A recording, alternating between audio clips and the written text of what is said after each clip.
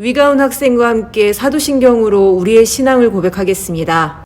나는 전능하신 아버지 하나님, 천지의 창조주를 믿습니다. 나는 그의 유일하신 아들, 우리 주 예수 그리스도를 믿습니다. 그는 성령으로 잉태되어 동정녀 마리아에게서 나시고 본디오 빌라도에게 고난을 받아 십자가에 못 박혀 죽으시고 장사된 지 사흘 만에 죽은 자 가운데서 다시 살아나셨으며 하늘에 오르시어 전능하신 아버지 하나님 우편에 앉아 계시다가 거기로부터 살아있는 자와 죽은 자를 심판하러 오십니다.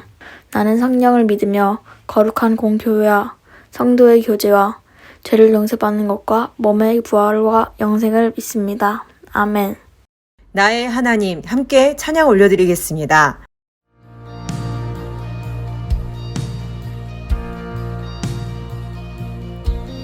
나의 사랑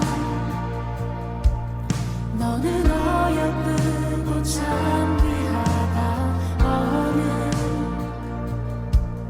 보석보다 귀하다 내가 사랑스럽지 않을 때 너를 온전히 사랑하고 너와 함께하려 내가 왔노라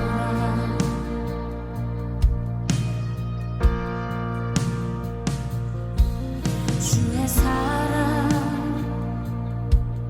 이 사랑은 결코 변치 않아 모든 계절 돌보시네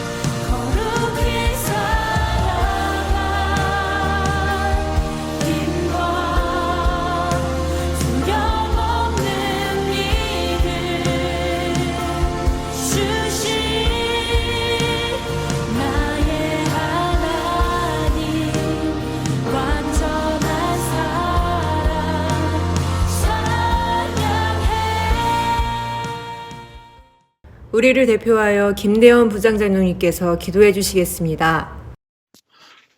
참 좋으신 아버지 하나님, 하나님의 은혜로 우리를 구원하여 주셨으며 코로나의 상황 가운데 안전하게 지켜주셔서 건강한 몸으로 예배를 드리게 하시니 감사합니다. 이 시간 하나님께 예배를 드리오니 정결한 마음과 성령의 충만한 은혜로 인도하여 주옵소서. 코로나가 확산되는 가운데 비대면의 핑계로 하나님을 온전한 마음으로 예배하지 못한 것과 가족과 이웃을 넉넉히 사랑하며 살지 못한 죄를 고백하오니 긍휼히 여기시고 용서하여 주옵소서. 불안한 환경과 미래가 불확실한 상황 속에서 영원하지 않고 헛되며 썩을 것들이 우리의 소망이 되어 살고 있음을 고백합니다. 창조주 되시며 구원자 되시는 예수 그리스도께서 우리의 참된 소망이 되게 하시며 예수님의 뜻을 찾고 따라 살게 하옵소서. 예수님의 말씀으로 길을 찾고 세상 속에서 소금의 맛을 내고 빛을 내며 예수 그리스도의 향기가 나는 삶이 되게 하옵소서. 한정된 육신의 삶 속에서도 영원히 사는 하나님의 백성으로 천국을 소망하며 거룩한 삶을 살게 하옵소서. 나아가 예수 그리스도의 증인이 되는 제자의 삶을 살게 하옵소서. 삶의 여러 관계와 일들 속에서 예수님을 소망하며 사는 삶이 빛을 발하여 영향력을 미치는 삶이 되게 하옵소서. 오늘 드리는 이 예배의 시간이 하나님의 백성으로 은혜를 충만히 받는 시간이 되게 하옵소서. 사랑이 많으신 예수님의 이름으로 기도드립니다. 아멘. 오늘의 본문 말씀을 김응원 학생과 함께 살펴보겠습니다. 오늘 우리에게 주시는 하나님의 말씀은 누가복음 2장 40절과 52절입니다. 함께 읽겠습니다. 아기가 자라며 강하여지고 지혜가 충만하며 하나님의 은혜가 그의 위에 있더라. 예수는 지혜와 키가 자라가며 하나님과 사람에게 더욱 사랑스러워 가시더라.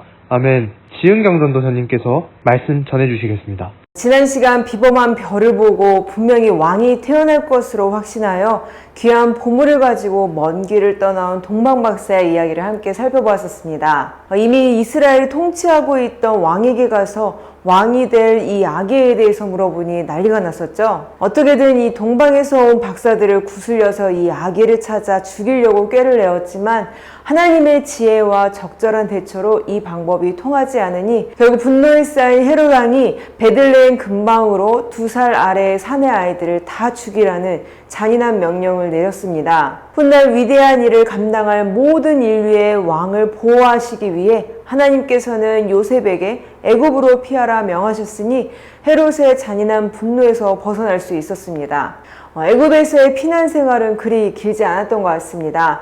마태복음 2장 20절에 주의 사자가 나타나 아기를 죽이려 했던 이 헤롯 왕이 죽었으니 일어나 아기와 그의 어머니를 데리고 이스라엘 땅으로 가라 명하시죠. 그 명령에 요셉은 아기와 마리아를 데리고 다시 이스라엘 땅으로 돌아가나 죽은 헤롯의 아들이 이어 왕이 되었다는 소식을 듣고 두려워하니 다시금 그의 꿈에 나타나서 본래 지냈던 이스라엘 위쪽 지방 갈릴리 지역 나사렛에 돌아가 이후로 장성하기까지 이곳에서 지내게 됩니다. 이로 인하여 나사렛 예수라는 명칭으로 불려지게 되는데 놀랍게도 이 또한 선지자를 통해 나사렛 사람이라고 칭할 것임이 예언되어 있고 이를 이루시는 과정이었음을 말씀해 주십니다. 이렇게 마태복음은 장성해진 예수님께서 세례받으시고 공식적으로 그리스도로서 사역을 시작하시는 이야기로 풀어가고 있지만 사복음서 중 누가복음 그 가운데 2장을 보면 조금이나마 아기 예수에 대한 흔적 그리고 유년기가 어떠했는지를 살짝 살필 수 있습니다. 우리가 경험한 바와 같이 태어났으니 자라가는 것 당연한 것이 아닌가 생각해 볼 수 있겠으나 전능하신 하나님께서 가장 연약한 아기로 태어나신 것도 참 신비하죠. 더 나아가 우리가 겪었던 유아기, 유년기, 청소년기를 건너뛰지 않고 차례로 지내오셨다? 생각해보면 놀랍고 신비한 이야기입니다. 당시 유대인의 아이라면 모세 법대로 각 시기마다 치러야 하는 의식이 있었습니다. 이제 막 태어난 지 8일밖에 안 되는 남자아이에게 할례를 행하는 것. 할례라는 것은 구약시대 안에서 하나님의 자녀로 표시되는 대표적인 방식이었습니다. 이는 신체적으로 남자아이에게만 해당되는 내용인데요. 이미 영원전부터 하나님의 아들이시고 더 나아가 하나님 그 자체이시기 때문에 이미 하나님의 것이고 또 정결하신데도 이 하나님께서는 그들의 백성과 동일한 길을 걸어가도록 허락하셨고 어린아이 때뿐만 아니라 십자가 지시기까지 그러했습니다. 정결 예식을 위하여 아기 예수를 데리고 마리아와 요셉이 예루살렘으로 올라갔을 때 두 사람을 만나게 됩니다. 먼저 25절에 시므온이라는 사람은 그리스도를 보기 전에 죽지 않을 것이라는 성령의 지시를 받았는데 이 정결 예식을 통하여 아기 예수를 보고 감격하여 하나님을 찬양하였습니다.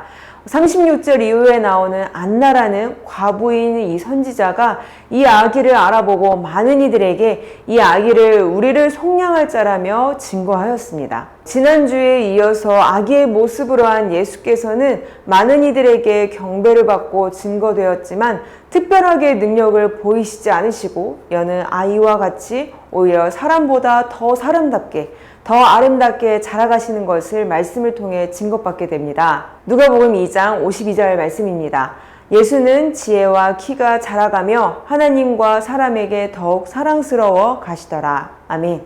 이 짧은 구절이지만 예수님의 전체적인 성장을 잘 종합하여 말해주고 있습니다. 지혜와 키가 자라간다는 표현을 통해 신체의 건강함 그리고 지성적인 발달을 말해주고 있으며 하나님과 사람에게 더욱 사랑스러워 가신다는 이 표현을 통하여 하나님과의 영적 관계 그리고 사람과의 사회적인 관계에 있어서도 가장 이상적인 성장을 이루고 있다는 점을 말해주고 있습니다. 이런 성장의 예를 보여주는 예가 바로 직전에 언급되어 있는데요. 누가복음 2장 41절에서 51절까지의 말씀입니다. 때는 12살입니다. 우리가 생각하는 초등학교 고학년에서 중학교 학생쯤 되는 나이로서 보통 사춘기가 진행되어 신체적 그리고 정신적인 많은 변화를 느끼는 때이죠. 여러분과 같이 마냥 어린아이라고도 말할 수 없고 또 어른이라고 말하기에는 아직 이르다 할 수 있는 청소년기로 생각할 수 있습니다. 매년 이스라엘 백성으로서 하나님께서 명령하신 바대로 유월절이 될 때마다 출애굽의 구원에 하나님께 예배드리기 위해 예루살렘에 왔다고 했습니다. 이때에도 대가족을 이루어 절기를 지키려 이 예루살렘으로 왔다가 본래 지역으로 돌아가는 길에 한석건이 일어나게 되는데요. 한참 길을 떠나고 보니 예수가 없어진 겁니다. 동행하던 가족들에게 아무리 물어봐도 알 수 없다고 하니 거슬러 다시 예루살렘으로까지 가게 됩니다. 이렇게 3일 동안 애타게 찾고 있었는데 놀랍게도 예수는 성전 안에서 율법 선생들과 함께 어울려 가르침을 듣기도 하고 묻기도 하는 것입니다. 이 사건은 예수님의 지성의 발달을 보여줍니다. 47절 말씀입니다. 듣는 자가 다 그 지혜와 대답을 놀랍게 여기더라. 아멘. 전능하신 하나님이신데 원래 지혜로웠던 거 아닌가 생각할 수 있지요. 우리가 다 이해할 수는 없지만 인성을 지니신 이 예수님께서는 끊임없이 가르침을 들었습니다. 이에 대한 올바른 이해를 가지고 적절한 질문을 하니 그 적절한 지혜에 대하여 율법 선생님들이 많이 놀라워하는 것이죠. 심도 있게 가르침과 질문을 주고받는 그 현장에 부모님이 찾아온 것입니다. 놀란 마음에 한마디 하는데 예수님께서는 이렇게 49절과 같이 말씀하십니다. 내가 내 아버지 집에 있어야 될 줄을 알지 못하셨나이까. 어린아이와 같이 길을 잃어 헤맬 때 우연히 선생님을 만나 가르침을 듣고 질문했던 그 상황이 아니었습니다. 하나님과의 분명한 관계에 대하여 인지하고 있었고 이곳이 자신이 있어야 하는 곳임을 알고 분명한 관심을 두었던 것입니다. 하지만 그럼에도 하나님 아버지께서 이 땅 가운데 만나게 하신 이 육신의 부모님을 따라 나사렛에 이르러 자녀로서의 순종하는 모습을 보이십니다. 이는 사람을 향한 관계도 되겠지만 하나님과의 관계를 바탕으로 하고 있다는 것을 두루두루 생각해 볼 수가 있죠. 이렇게 52절 말씀과 같이 신체, 지성, 영성, 사회성 이렇게 다양한 부분에서의 건강한 성장의 과정을 보게 됩니다. 대표적으로 4개의 요소를 말씀하셨지만 장성하신 이후로 사역하시는 모든 모습들을 볼 때 그 외에도 모든 부분들 안에서 가장 이상적으로 성숙되어 있는 그 모습을 볼 때 사람으로서의 모본이라고 말할 수 있습니다. 계속 들을 수 있는 생각은 예수님은 분명히 하나님이신데 모든 부분에서 자라가신다. 특히 이 지성, 이 알아감의 그 과정을 생각을 해보면 처음엔 아무것도 몰랐다는 얘기인가? 하나님이시라는 그 전능하심의 요소를 생각할 때 이해하기 어려운 부분들이 덜어 있습니다. 그런데 결국 성경에서는 예수님을 우리가 믿는 그 하나님이시라고 말씀하고 있는데 왜 굳이 이해하기 어려운 성장의 과정을 성령님께서는 기록하셨을까요? 아까도 잠깐 언급했듯이 우리 이 사람의 모본으로서 자기 자신을 친히 드러내신 겁니다. 하나님께서는 특별한 목적을 가지고 사람을 창조하셨는데 잘 알고 있듯이 죄로 인하여 많은 부분들이 왜곡되었습니다. 부패되었죠. 그러므로 제 기능을 하지 못하는 것입니다. 모든 이들이 그러하니 친히 하나님께서 오셔서 모든 과정들을 하나하나 밟아가며 하나님께서 의도하시는 사람의 모든 모습들을 보여주신 겁니다. 물론 이 모든 것들은 그리스도의 죄사함이 적용된 믿음 있는 사람들 안에서 해당되는 이야기죠.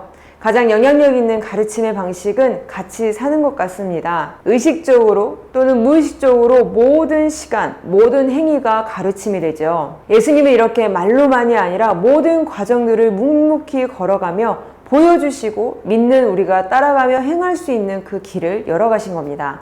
우리는 지금 어떠한 과정에 있나요? 많은 요소들이 있지만 오늘 본문에서 제시한 이 4가지 요소를 가지고 함께 생각해 보았으면 좋겠습니다. 예수님께서 보여주신 그 모본을 가지고 나의 가는 길의 방향을 잡아보면 좋겠습니다. 예를 들어 공부하는 이 시기, 지성에만 너무 치우쳐서 하나님과 하나님께서 원하시는 사람과의 그 관계에 소홀하고 있지는 않은가요? 물론 지식을 얻는 그 공부 너무나도 중요합니다. 하지만 그 공부 안에서도 나머지 요소들이 다 포함되어 있다는 것을 기억하면 좋을 것 같습니다. 우리는 절대 예수님과 같이 완벽해질 수는 없지만 완벽한 것을 이루신 그분이 우리와 함께 계시기에 그분의 능력에 의지할 수 있는 것이고 또 그분께 위로를 받을 수 있습니다. 예수님은 수능 보시지 않으셨잖아요. 물론 당시에 수능은 없었지만 그에 준하는 시험의 모든 과정, 오히려 그보다 더하는 어려움을 겪으셨습니다. 모든 과정들을 빠짐없이 경험하셨으니 사람이 겪는 그 한계에 대한 어려움, 이에 대하여 진심으로 위로해 주실 수 있는 것이죠. 특히 폭풍 성장하는 만큼 이 큰 변화로 여러 부분들의 어려움을 겪는 이 청소년 시기, 누구보다도 더 잘 아시고 이해하시기 때문에 여러분들의 어려움을 위로하시고 또 가장 필요한 것들을 채워주실 겁니다. 그런 우리의 하나님이심을 믿고 의지하고 함께 걸어가는 가운데 예수님을 닮아 모든 방면에 있어서 지금보다 더 사랑스러움을 더해가는 우리 모든 청소년부 되길 소망합니다. 하나님 아버지 감사합니다. 친히 우리 가운데 오셔서 우리를 위하여 모든 과정들을 겪으셨기에 지금 우리가 겪는 많은 어려움들을 공감하시고 진정한 위로를 해주실 줄 믿습니다. 예수님께서 보여주신 자라가는 과정들을 보며 우리의 현재를 점검해 봅니다. 우리가 가장 건강하고 아름답게 자라가길 바라시는 하나님, 이 과정들 가운데 우리가 할 수 없는 것들의 능력과 지혜를 더하시고 필요한 모든 것들을 채워주옵소서. 그리하여 주님을 더욱 닮아가는 우리의 길이 되길 바랍니다. 주님의 영광을 위해 빛날 수 있는 빛과 소금이 되길 바랍니다. 주님 인도하여 주옵소서. 살아계신 주 예수 그리스도의 이름으로 기도드립니다. 아멘. 주께서 가르쳐주신 기도드리심으로 2021년 7월 25일 청소년부 예배를 마치겠습니다. 하늘에 계신 우리 아버지, 아버지의 이름을 거룩하게 하시며 아버지의 나라가 오게 하시며 아버지의 뜻이 하늘에서와 같이 땅에서도 이루어지게 하소서. 오늘 우리에게 일용할 양식을 주시고 우리가 우리에게 잘못한 사람을 용서하여 준 것 같이 우리 죄를 용서하여 주시고 우리를 시험에 빠지지 않게 하시고 악에서 구하소서.